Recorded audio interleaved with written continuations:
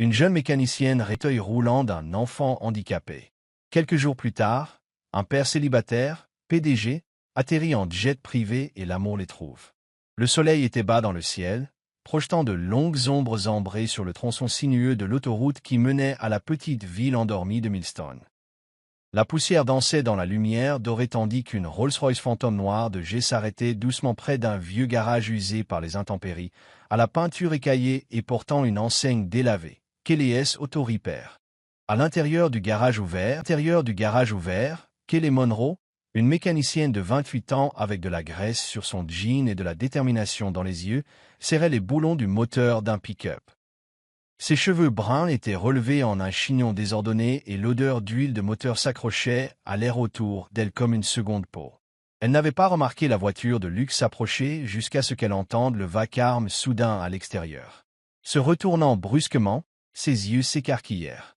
À quelques mètres de sa porte, un petit fauteuil roulant gisait renversé sur le gravier, son jeune occupant étendu maladroitement sur le sol à côté. « Hé, gamin, ça va ?»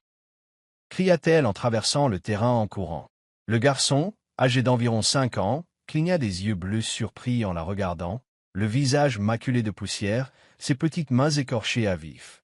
Kelly s'agenouilla à côté de lui, essuyant doucement la saleté de ses joues. « Qu'est-ce que tu fais seul ici? Qui laisse un petit gars comme toi se promener près d'une autoroute ?» Avant que le garçon ne puisse répondre, le claquement sec d'une portière de voiture déchira l'air. « Lucas !» cria une voix grave. Un homme de grande taille arriva en courant de la direction d'une supérette de l'autre côté de la route. Ses chaussures chères crissaient sur le gravier, sa veste de costume flottant derrière lui. Il s'arrêta net, le visage pâle en observant la scène. « Lucas, qu'est-ce que tu fais? Tu es blessé ?» halta l'homme en tombant à genoux à côté du garçon. « Je vais bien, papa, » dit rapidement le garçon, les yeux écarquillés de culpabilité. Kelly se releva, les yeux plissés. « C'est votre gamin ?» L'homme leva les yeux, confus et sur la défensive. « Oui. Qui êtes-vous? »« Je suis la personne qui vient d'empêcher votre fils de se fendre le crâne. » claqua Kelly, le ton sec. « Vous l'avez laissé seul dans la voiture. »« C'était juste pour 1 minute, » dit l'homme, la voix s'élevant. « Je suis entré pour lui prendre du jus. Il a dû déverrouiller la portière. »« Et vous êtes fou ?» le coupa-t-elle. « On ne laisse pas un enfant handicapé sans surveillance, pas près d'une route, nulle part. » L'homme se redressa, hérissé. « J'ai dit que c'était une erreur. »« Quoi? Vous croyez que je fais ça tout le temps ?» Lucas tira sur la manche de Kelly, la regardant avec des yeux inquiets. « C'est bon. Papa n'a pas fait exprès. Je voulais juste voir les voitures cool dans ton garage. » L'expression de Kelly s'adoucit légèrement alors qu'elle baissait les yeux vers le garçon, toujours assis dans la poussière. « Tu aimes les voitures, hein ?» Lucas hocha la tête avec empressement. « J'adore les moteurs. Ma chaise a aussi des roues, tu vois, » dit-il en montrant fièrement son fauteuil roulant renversé. Kelly s'accroupit à nouveau à côté de lui, inspectant les dégâts. L'alignement des roues était défectueux, la poignée de frein tordue. Elle poussa un petit soupir. « Ce truc est une sacrée balade. » Elle leva les yeux vers l'homme, toujours debout raidement, ne sachant s'il devait se disputer ou s'excuser. « Luc, » dit-elle d'une voix ferme. « Votre fils va bien, mais ce fauteuil roulant, non. Je peux le rafistoler pour l'instant pour qu'il puisse se déplacer sans se blesser. Sans frais. » Il la regarda, surprise. « Vous n'êtes pas obligé. »« Je sais que je ne suis pas obligé, » l'interrompit-elle. « Mais je veux le faire, pour lui. » Lucas sourit. Kelly redressa le fauteuil et souleva Lucas dans ses bras avec une aisance consommée. « Ça te va une petite balade, mon pote? »« Yep, qu'est-ce. Elle le porta dans le garage et le déposa doucement sur un grand tabouret de mécanicien. Puis elle se retourna vers l'homme. « Vous pouvez entrer aussi. Le soleil tape fort à cette heure-ci et votre voiture est en train de rôtir. Autant vous rafraîchir pendant que je répare les dégâts. » L'homme hésita avant d'entrer, l'atmosphère passant de la tension à quelque chose de plus incertain. Comme une tempête qui serait passée, laissant le silence dans son sillage. « Je suis Daniel, » dit-il doucement, la regardant travailler sur le fauteuil. « Daniel Carter. » Kelly ne leva pas les yeux. « Je suis Kelly Monroe. Essayez de ne plus laisser cela se reproduire, Daniel. » Il y eut une longue pause, le seul bruit étant le léger cliquetis des outils et le tic-tac d'un ventilateur voisin. Lucas balançait ses jambes en la regardant travailler, souriant jusqu'aux oreilles. « Je pense que tu es génial, dit-il soudainement. Kelly sourit pour la première fois cet après-midi-là. Merci, gamin. Je pense que tu es plutôt génial aussi. Et c'est ainsi que, sous les néons bourdonnants d'un vieux garage en bord de route, trois vies très différentes commencèrent à se croiser, en commençant par un fauteuil roulant cassé, une réprimande en bord de route et la gentillesse accidentelle et silencieuse d'une femme avec de l'huile sur les mains et du feu dans le cœur. Le son de la perceuse vrombissait doucement tandis que Kelly travaillait avec des mains sûres, ajustant l'essieu tordu du fauteuil roulant. Un rail de soleil filtrait à travers les vitres fissurées de son vieux garage, projetant une lumière chaude sur les outils éparpillés, l'odeur de graisse et d'acier flottant dans l'air. Lucas était assis sur le tabouret, les jambes se balançant, ses yeux curieux passant d'un outil à l'autre comme un chiot découvrant un nouveau parc. « Comment s'appelle celui-là » demanda-t-il en montrant une clé à la poignée bleue ébréchée. « Ça, c'est ma clé porte-bonheur » dit Kelly avec un sourire. J'ai réparé ma première moto avec ce truc. J'avais 16 ans et j'étais trop têtu pour la laisser mourir. Lucas rit, sa voix claire et joyeuse. Je veux réparer des trucs aussi. Peut-être que je pourrai construire un robot un jour qui pourra réparer ma chaise tout seul. Kelly haussa un sourcil, s'essuyant les mains sur un chiffon. Un robot mécanicien, ça a l'air dangereux. Je pourrais perdre mon emploi. Je le programmerai pour t'aider, pas pour te remplacer. Dit-il sérieusement. Daniel s'appuyait silencieusement contre le chambranle de la porte du garage, les bras croisés, les observant. Son regard n'était plus celui, méfiant, avec lequel il était arrivé. Il y avait quelque chose de plus doux maintenant, presque respectueux. La façon dont cette femme, cette étrangère, interagissait avec son fils, si naturellement, si facilement, remua quelque chose en lui qui était silencieux depuis longtemps. « Vous êtes doué avec lui. » dit finalement Daniel, la voix basse. Kelly leva les yeux, souriant à moitié. « C'est un gamin cool, il a beaucoup d'imagination. » Lucas plongea la main dans la poche latérale de son sweat à capuche et en sortit un morceau de papier plié, légèrement froissé sur les bords. « J'ai dessiné ça tout à l'heure, mais je veux que tu l'aies, dit-il timidement. Kelly Essigenuilla, prenait doucement le papier. Elle le déplia lentement, révélant un dessin aux couleurs vives fait au crayon. Il représentait une fille aux cheveux bruns en désordre, de grands yeux verts et des mains dorées entourées d'engrenages et d'étoiles. Au-dessus de l'image était écrit, d'une écriture d'enfant inégale, la fille aux mains d'or. Sa gorge se serra de manière inattendue. « Wow, tu as vraiment dessiné ça pour moi. » Lucas hocha la tête. « Parce que tu as réparé ma chaise et que tu as été gentil. Ma mère disait que les gens comme toi ont des mains d'or. Elle disait qu'ils rendent le monde meilleur. » Les yeux de Kelly se tournèrent vers Daniel, qui avait détourné le regard, la mâchoire serrée, les yeux lointains. « Merci, Lucas, dit-elle, la voix douce.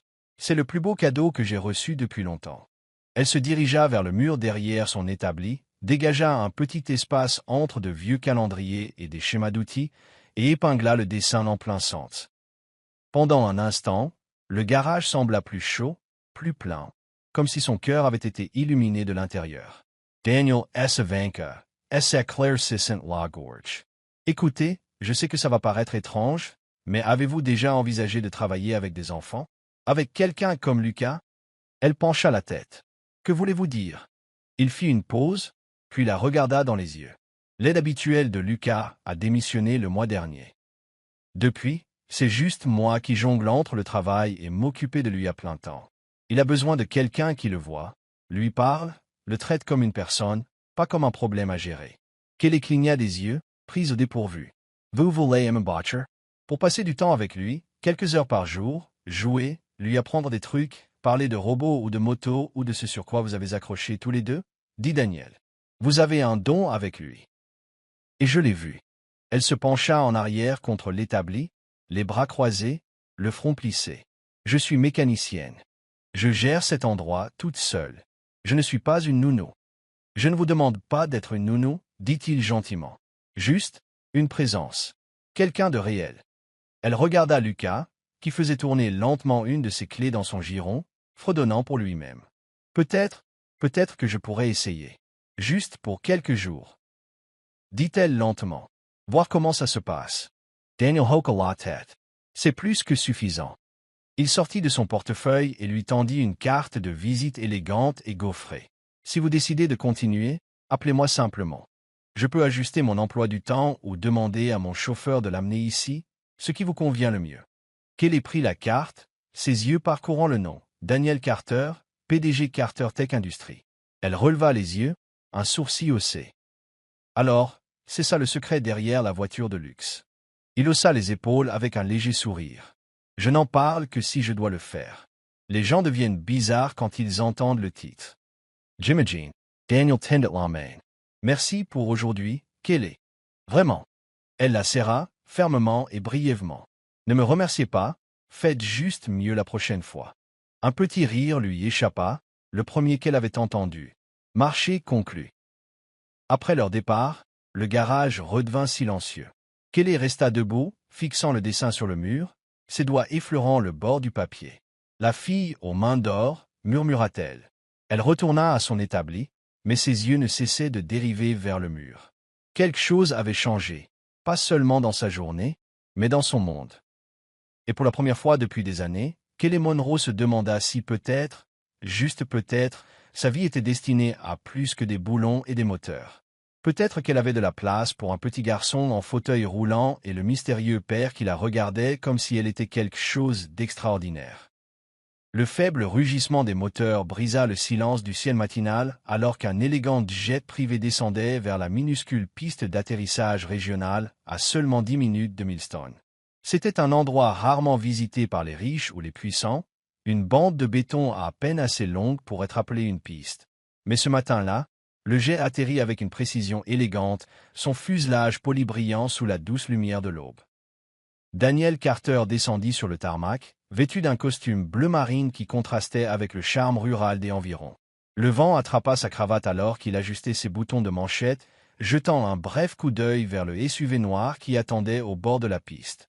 Il venait de rentrer d'une réunion d'urgence du conseil d'administration à Chicago, 2 jours de salle de conférence froide, de décisions sans fin et de visages au sourire trop crispé. Mais maintenant, à chaque pas qu'il faisait vers Millstone, quelque chose en lui se sentait plus léger. En milieu de matinée, le SUV s'arrêta devant le garage de Kelly. La cloche au-dessus de la porte tinta lorsqu'il entra. Lucas, déjà là et assis sur l'établi avec une boîte de crayons de couleur, poussa un cri de joie. « Papa !» Daniel s'agenouilla et le prit dans ses bras. « Tu m'as manqué, mon pote. » Kelly leva les yeux dessous le capot d'une Jeep rouillée. Ses cheveux étaient attachés en arrière, une trace d'huile sur sa joue. Elle retira ses gants, surprise de voir Daniel si tôt, et ne s'attendant certainement pas à la façon dont il était arrivé. « Vous êtes venu en avion, en jet ?» dit-elle, un sourcil levé. Daniel se redressa, souriant faiblement. « Je devais voir comment ça se passait avec Lucas et avec vous. Je me suis dit que je viendrais en personne. Je pensais que vous disiez être discret à propos de toutes ces histoires de PDG. » dit-elle, à moitié en plaisantant. « Je le suis, répondit-il, mais parfois le jet est juste plus rapide. » Elle arqua un sourcil mais ne dit rien. « J'espérais, continua Daniel, que vous seriez disposé à passer à la maison.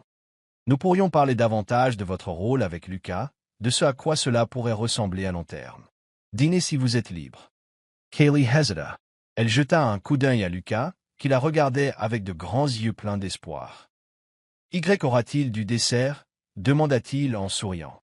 Elle soupira, souriant malgré elle. « S'il y a de la tarte, je pourrais y réfléchir. » Plus tard dans la soirée, Kelly suivit les indications de Daniel le long de la route sinueuse menant aux collines juste au nord de la ville.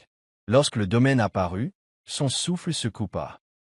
La maison était moderne mais chaleureuse, de grandes parois de verre, de la pierre naturelle, une élégante charpente en bois qui brillait doucement au soleil couchant. C'était un monde à part de son petit garage graisseux. Un voiturier ouvrit le portail. Elle gara son vieux camion dans le rond-point, douloureusement consciente de son décalage à côté des véhicules de luxe de Daniel. Alors qu'elle sortait, Lucas courut à sa rencontre à la porte d'entrée, portant une chemise boutonnée un peu trop grande. Ses cheveux étaient soigneusement coiffés. « Tu es venu ?» rayonna-t-il. Kelly s'agenouilla et le serra dans ses bras. « Tu as promis une tarte, tu te souviens. » Daniel apparut derrière lui, son sourire doux. « Nous avons fait une tarte aux pommes. Je ne l'ai pas cuite, cependant. Je connais mes limites. » À l'intérieur, tout était impeccable, lignes épurées, décor élégant, murs ornés d'art contemporain. Cela sentait légèrement le cèdre et le citron. Kelly essaya de ne pas fixer, mais il était impossible de ne pas sentir le contraste entre cela et son monde. Le dîner était servi sur la terrasse surplombant une vaste étendue d'arbres. Alors que le soleil plongeait sous l'horizon, tous les trois s'assirent sous des lumières suspendues, une musique douce jouant en arrière-plan. Daniel lui versa un verre de vin. « Merci d'être venu. » Elle l'étudia un instant. « Pour être honnête, je ne sais pas ce que je fais ici. Je n'appartiens pas à ce genre d'endroit. »« Tu appartiens là où les gens t'apprécient, » dit-il doucement. « Lucas le fait. »« Je le fais. » Elle détourna le regard. « Vous n'essayez pas de m'acheter, n'est-ce pas ?» Son visage se décomposa, puis s'adoucit. « Non, je sais ce que cela implique. Mais non, je ne veux rien de vous d'autre que du temps. Du temps avec lui, du temps pour laisser quelque chose de réel grandir. Si c'est quelque chose que vous voulez aussi. » Lucas s'appuya sur son bras, sa petite main agrippant sa manche. « S'il te plaît, ne t'arrête pas de venir. » La poitrine de Kaylee S. Sarah. Après le dîner, ils s'assirent près de la cheminée à l'intérieur, Lucas somnolent sur ses genoux pendant que Daniel lui racontait des histoires de sa jeunesse professionnelle, comment il avait perdu sa femme à cause d'un cancer, et combien il était difficile de construire un monde plein de succès mais vide de liens. Kelly écouta, laissant lentement les murs autour de son cœur s'ouvrir. Quand la nuit devint tardive et que les étoiles brillaient au-dessus des collines, elle baissa les yeux sur le garçon endormi dans ses bras, puis sur l'homme à côté d'elle. « Je pense que je peux rester un peu plus longtemps, » dit-elle doucement. Daniel hocha la tête, quelque chose de chaleureux vacillant dans ses yeux. Et c'est ainsi que, dans une maison qui résonnait autrefois de silence, le rire et la chaleur revinrent. Une mécanicienne, un garçon et un homme apprenant à redevenir entiers. Le parc était calme cet après-midi-là, une brise bruissant dans les arbres tandis que la lumière du soleil filtrait doucement sur les pelouses ouvertes.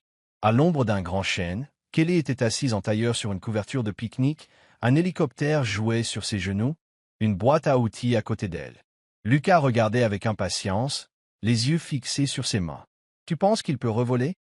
Avec un peu de chance et d'huile de coude, tout est possible. » Répondit-elle en resserrant l'hélice. Ils avaient commencé à se retrouver au parc quelques fois par semaine. Ce qui avait commencé comme un moyen de faire sortir Lucas était devenu quelque chose de plus. Des rituels partagés, des rires et une connexion tranquille. Parfois, il réparait des jouets, parfois il regardait simplement les canards glisser sur l'étang, et parfois Daniel les rejoignait. « Livraison de déjeuner » appela Daniel, marchant vers eux avec un sac en papier. Kelly leva les yeux avec un sourire narquois. « Encore des sandwichs à la dinde. » Daniel gloussa en s'asseyant à côté d'eux. « Certaines choses n'ont pas besoin de changer. J'ai pris du jus de pomme pour Lucas, du thé glacé pour toi. » « Tu t'en es souvenu ?» dit-elle, légèrement surprise. « Je fais attention, » dit-il avec un sourire. Pendant qu'il mangeait, Kelly actionna un interrupteur sur l'hélicoptère. Il s'éleva brièvement avant de redescendre en spirale. Lucas applaudit. « Il a volé. » « En quelque sorte, » rit-elle. « La prochaine fois, on le fera planer. » Ils mangèrent, parlèrent et rirent sous l'arbre. C'était facile, naturel, comme quelque chose qu'aucun d'eux ne voulait voir se terminer. Puis Lucas leva les yeux. « Tu sais ce que j'aime le plus? Quand on est tous les trois. On dirait une famille. » Kelly s'arrêta, sandwich à la main. Daniel baissa les yeux, silencieux. Elle eut un petit rire pour détendre l'atmosphère. « Tu es un Johnny garçon, Lucas. Je le pense vraiment, » dit-il. « Ça fait chaud, comme à la maison. » Les mots frappèrent plus profondément que prévu. Kelly jeta un coup d'œil à Daniel, remarquant la façon dont il la regardait, stable, chaleureux et silencieux. « Je n'ai jamais vraiment eu ça, » dit-elle doucement, « une famille comme ça. Mes parents sont morts quand j'avais 15 ans. J'ai été ballottée de foyer d'accueil en foyer d'accueil, je ne suis jamais resté longtemps. » Lucas attrapa ça. « Mais, je suis décalé. » Elle cligna des yeux. « Merci, mon cœur. » Daniel les regardait, quelque chose bougeant dans sa poitrine. La connexion entre eux était indéniable. Il sortit un petit récipient. Tarte aux pommes, comme la dernière fois. Kelly sourit. « Vous essayez encore de me soudoyer, Monsieur Carter? »« Peut-être. Est-ce que ça marche? » Elle rit un peu. Alors que le soleil déclinait, Lucas s'endormit la tête sur la jambe de Kelly. Elle lui caressa doucement les cheveux. « C'est un bon gamin, murmura-t-elle. « Il est tout ?» répondit Daniel. Ils restèrent assis en silence, enveloppés dans le genre de chaleur qui ressemblait à un foyer, mais à l'intérieur, Kelly luttait contre le doute. Danielle était élégance et contrôle. Elle était courage et graisse. Elle regarda Lucas, puis Danielle, son regard doux et inébranlable. Son cœur s'emballa, mais elle se rappela de ne pas rêver, de ne pas espérer. Et pourtant, même dans son doute, quelque chose en elle s'agitait. Parce que peut-être, juste peut-être, elle faisait déjà partie de quelque chose qu'elle n'avait jamais osé imaginer, une famille. Les nuages arrivèrent de manière inattendue cet après-midi-là, projetant de longues ombres sur le domaine habituellement calme. Daniel venait de rentrer d'une réunion lorsque son assistante l'appela sur son téléphone. « Monsieur, il y a une femme ici qui demande à vous parler. Elle dit qu'elle s'appelle Tiffany Carter. » Daniel S. Figia. Cela faisait des années que Tiffany avait disparu de leur vie. Après le divorce, après avoir renoncé à la garde complète de Lucas, après avoir affirmé que la maternité était trop restrictive pour le style de vie qu'elle désirait, elle n'avait pas appelé, écrit ou demandé des nouvelles de son fils pendant tout ce temps. Jusqu'à maintenant. « Faites-la entrer, » dit Daniel sèchement, les muscles de sa mâchoire se crispant. Quelques instants plus tard, Tiffany entra dans le salon, toujours aussi frappante, maquillage impeccable, talons claquant sur le parquet, sac de créateur pendant à une main manucurée. Son parfum emplit l'air avant qu'elle ne parle. « Eh bien, bonjour, chérie, » ronronna-t-elle, ses yeux parcourant la pièce comme un prédateur évaluant sa proie. Daniel resta immobile. « Que fais-tu ici ?» Elle sourit. « Est-ce une façon d'accueillir la mère de ton enfant ?» Il plissa les yeux. « Tu n'as pas agi comme sa mère depuis très longtemps. »« J'ai changé, » dit-elle doucement, « et j'ai observé. Toi et cette mécanicienne. » Le souffle de Daniel S. coupa. « Kaylee ?» Les yeux de Tiffany se rétrécirent. « Oui, elle, celle qui joue à la maison avec mon fils. Tu pensais que je ne le découvrirais pas? Elle a un casier judiciaire, Daniel, vol à l'étalage, arrêté à 19 ans pour avoir volé dans une quincaillerie. » Il pâlit. Tiffany s'approcha. « Sais-tu quel genre de scandale cela provoquerait si la presse en avait vent? Un PDG permettant à une criminelle d'être près de son enfant? Tu perdrais des investisseurs du jour au lendemain. » « Et moi, sourit-elle doucement, je pourrais demander la garde complète. »« Peut-être que je devrais. »« Tu n'as jamais voulu la garde, » dit froidement Daniel. « C'est vrai, » admit-elle en examinant ses ongles. « Mais maintenant, si, surtout si cela signifie prendre le contrôle et retirer certaines personnes de sa vie. » Le lendemain, Kelly ouvrit la porte du garage pour trouver Tiffany debout là, les bras croisés, les talons s'enfonçant légèrement dans le gravier. « Vous devez être Kelly, » dit-elle avec un sourire crispé. Kelly s'essuya les mains sur un chiffon, surprise. « Et vous êtes ?»« Je suis Tiffany Carter, la mère de Lucas. » Cela la cloua sur place. « Je suis ici pour vous donner un petit conseil, » continua Tiffany. « Vous vous êtes bien amusé à jouer à la maman mécanicienne, mais ne prétendons pas que vous avez votre place dans sa vie. » Kylie se redressa. « Excusez-moi. »« Oh, s'il vous plaît, » ricana Tiffany. « Vous pensez que Daniel va partir au soleil couchant avec une fille d'un garage? Vous pensez que mon fils devrait être élevé par quelqu'un avec un casier judiciaire? » Kelly se raidit, la couleur quittant son visage. « Vous ne savez rien de moi, » dit-elle doucement. « J'en sais assez, » claqua Tiffany. « Vous avez été arrêté pour vol, n'est-ce pas? Pas exactement l'image de l'influence maternelle. » Kelly ne répondit pas. La vérité faisait plus mal que le mensonge n'aurait jamais pu le faire. Cette nuit-là, Daniel passa au garage, à bout de souffle, comme s'il avait couru tout le chemin. « Elle t'a trouvé. » Kelly hocha la tête, pliant une petite boîte en carton. À l'intérieur se trouvaient des jouets, des dessins et une minuscule clé rouge que Lucas lui avait donnée. « Je les rends, » dit-elle, la voix calme mais fatiguée. « Lucas devrait les avoir. »« Kelly, ne fais pas ça, » plaida Daniel. Elle bluffe. Elle veut le contrôle, mais nous pouvons la combattre. Elle a le dessus, dit Kelly sans le regarder dans les yeux. J'ai un casier judiciaire. Vous avez une réputation. Lucas est au milieu. Il ne mérite pas d'être déchiré par ça. Daniel S. vainca. Tu n'es pas la personne qu'elle dit que tu es. Mais je l'étais, dit-elle, et si rester signifie qu'elle l'entraîne dans une bataille pour la garde, alors je préfère disparaître plutôt que de laisser cela arriver. Sa voix se cassa. Lucas va te manquer. Il me manquera encore plus. Elle lui tendit la boîte, puis recula, s'essuyant les mains sur son jean. Au revoir, Daniel. Elle attendit qu'il s'éloigne avant de verrouiller le garage, le cœur lui faisant mal à chaque respiration. Cette nuit-là, dans le silence de son petit appartement au-dessus du garage, Kelly s'assit sur le bord de son lit, tenant le dessin froissé que Lucas avait fait, celui qu'elle avait secrètement gardé, la fille aux mains d'or.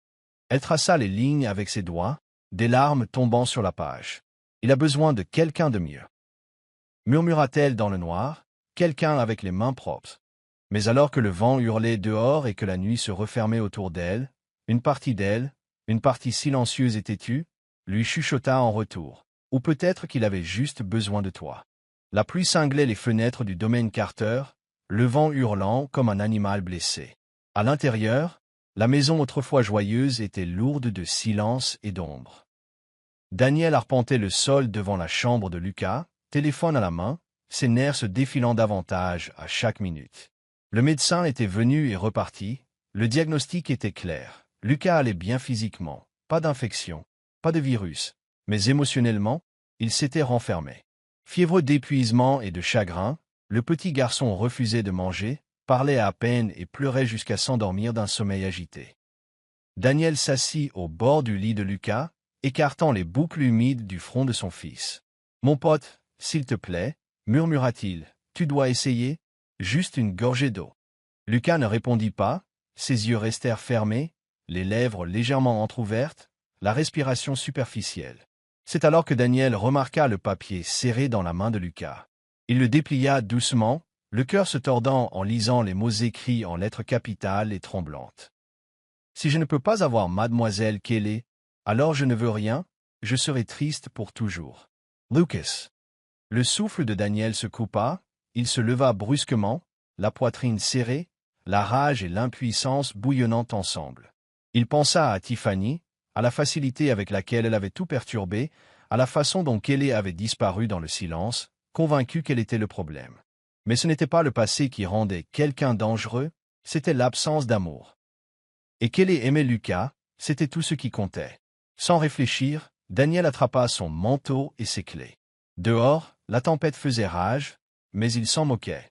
La route vers Millstone était glissante et sinueuse, mais il la conduisit comme un homme qui n'avait plus rien à perdre. La foudre zébra le ciel alors que ses phares fendaient des rideaux de pluie. Au moment où il atteignit le garage, il était trempé jusqu'aux os.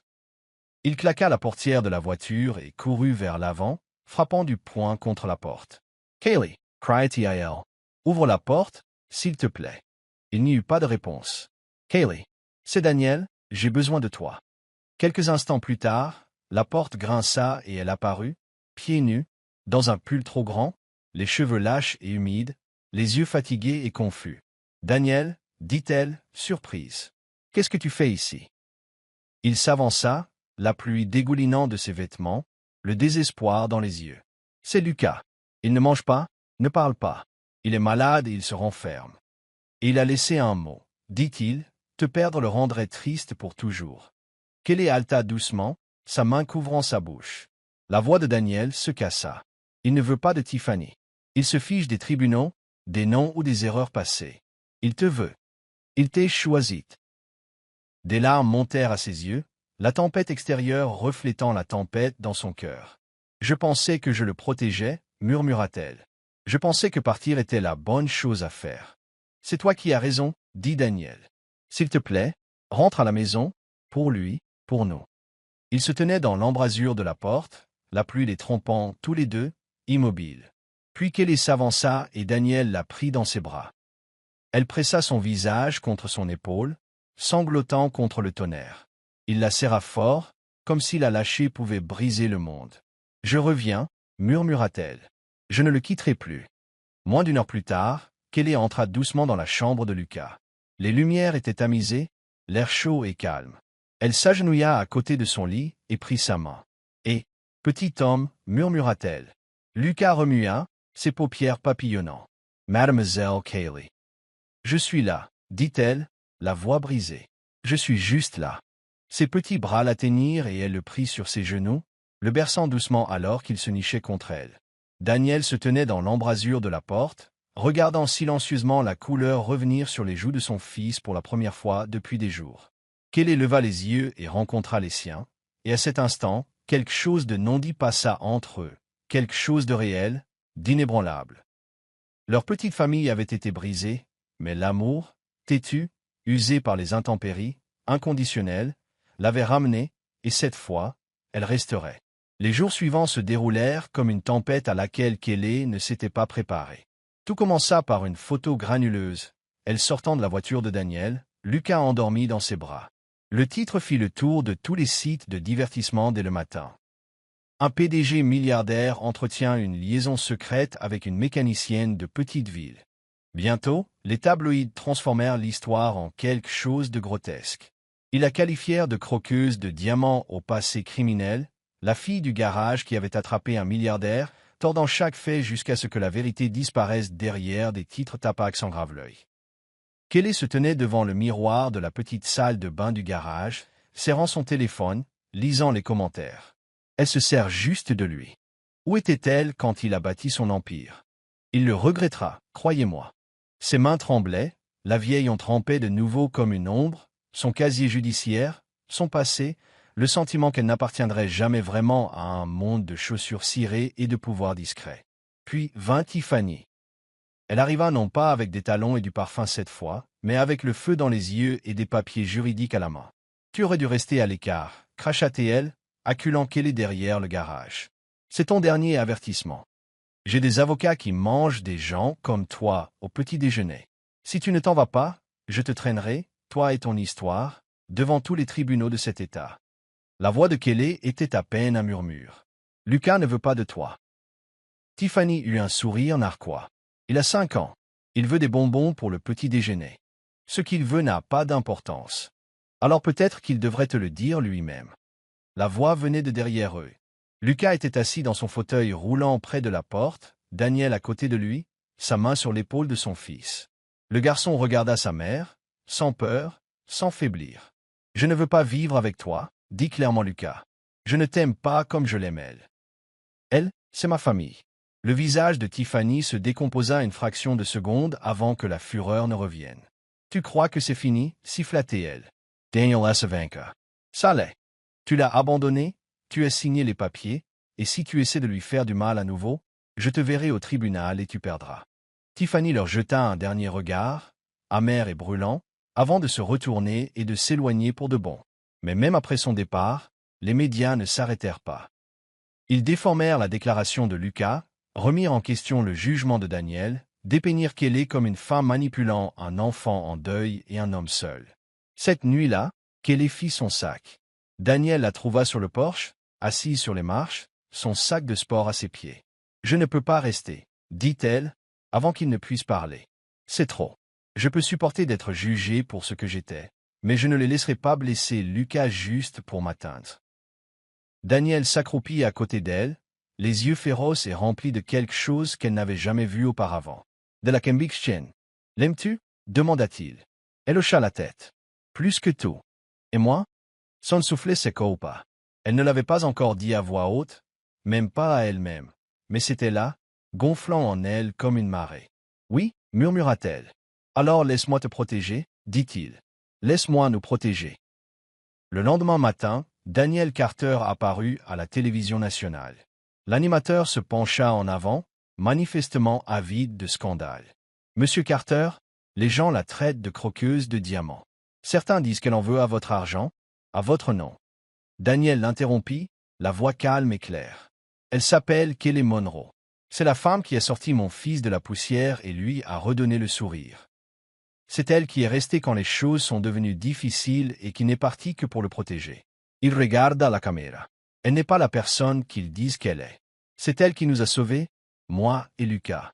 Et si vous voulez un titre, le voici. Je l'aime, et je passerai le reste de ma vie à prouver qu'elle mérite tout ce que ce monde peut offrir de bon. » Le silence dans le studio était assourdissant. À la tombée de la nuit, le récit changea. Les téléspectateurs inondèrent la chaîne de messages de soutien. Tiffany, voyant le vent tourner, retira discrètement ses menaces judiciaires. Et Kelly? Elle regarda l'émission depuis son garage, des larmes coulant sur son visage. Non pas à cause des mots, mais parce que pour la première fois de sa vie, quelqu'un s'était levé non seulement pour son passé, mais pour son cœur. Plus tard dans la nuit, Daniel et Lucas revinrent. Lucas sauta dans ses bras, et Daniel suivit, les enveloppant tous les deux d'une étreinte féroce. « Nous n'allons nulle part, » murmura-t-il, et Kelly, pour une fois, se laissa croire que l'amour, réel, honnête, imparfait, n'était pas seulement quelque chose qu'elle pouvait réparer. C'était quelque chose qu'elle pouvait enfin garder.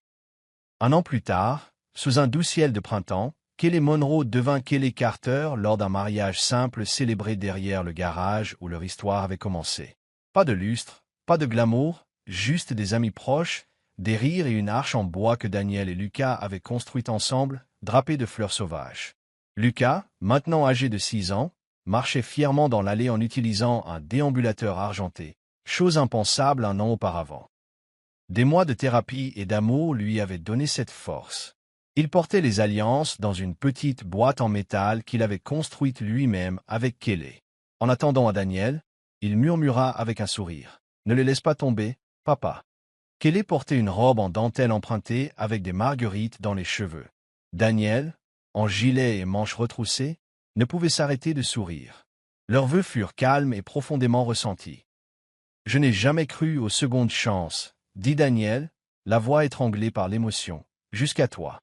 Je n'ai jamais pensé que je ferais partie de quelque chose d'entier, » murmura Kelly, « jusqu'à vous deux. » Après le baiser, la foule applaudit, et Lucas applaudit plus fort que quiconque. Au cours des mois qui suivirent, leurs journées prirent un rythme doux et épanouissant. Ensemble, ILS of Ryan Fix It Forward. Un petit centre communautaire près du garage où les enfants handicapés venaient apprendre, construire et croire. Kelly leur apprit à utiliser des outils, à transformer des rebuts en trésors et à voir la beauté dans les choses cassées. Lucas devint son assistant zélé et le cœur du centre, accueillant chaque nouvel enfant avec une histoire et un sourire. « Ma mère m'a appris à construire, » disait-il fièrement. « Elle peut apprendre aussi. » Daniel s'occupait de la logistique, du financement et de la croissance, mais trouvait toujours le temps d'être sur le terrain pendant les sessions de jeu, offrant une force tranquille et des encouragements chaleureux. Leur maison était modeste, mais pleine de lumière, de rire et d'amour. La cuisine sentait toujours quelque chose qui cuisait, et le garage restait le sanctuaire de Kelly, maintenant rempli de petites chaises, de pièces de jouets et de rires d'enfants. Chaque soir, alors que le ciel virait à l'orange et que le monde ralentissait, tous les trois s'asseyaient sur leur vieille balançoire en bois sur le porche. Lucas se penchait contre Kelly, fredonnant doucement, le bras de Daniel autour de ses épaules. Un soir, Lucas leva les yeux et dit « Je suis content que mon vieux fauteuil roulant se soit cassé. » Kelly sourit. « Pourquoi ça, mon cœur? »« Parce que s'il ne s'était pas cassé, dit-il, je ne t'aurais peut-être jamais rencontré, et nous ne serions jamais une famille. » Daniel les serra tous les deux plus fort. « Parfois, dit-il, les meilleures choses commencent par quelque chose de cassé. » Et alors que les étoiles apparaissaient au-dessus, le porche grinçait doucement sous le poids de quelque chose de rare et de beau. Une famille, née non pas de la perfection, mais de l'amour, est construite pour durer. Merci de nous avoir rejoints dans ce voyage émouvant d'amour, de résilience et de seconde chance. La fille aux mains d'or nous rappelle que parfois, les détours les plus inattendus nous mènent exactement là où nous sommes censés être. D'un fauteuil roulant cassé à un lien qui a construit une famille, Kelly, Daniel et Lucas nous ont montré que la guérison ne vient pas toujours des hôpitaux. Elle peut venir dans les garages, les parcs, et dans les moments tranquilles, lorsque nous choisissons de croire les uns aux autres. Si cette histoire a touché votre cœur, inspirez-vous, vous a fait croire à nouveau en l'amour, n'oubliez pas d'aimer, de partager, et surtout, de vous abonner à Soul Steering Stories. C'est ici que les émotions réelles rencontrent une narration puissante et où chaque histoire est conçue pour élever votre esprit et réchauffer votre cœur. Jusqu'à la prochaine fois, continuez à croire en la beauté des secondes chances. Abonnez-vous maintenant à Soul Steering Stories, où chaque histoire touche l'âme.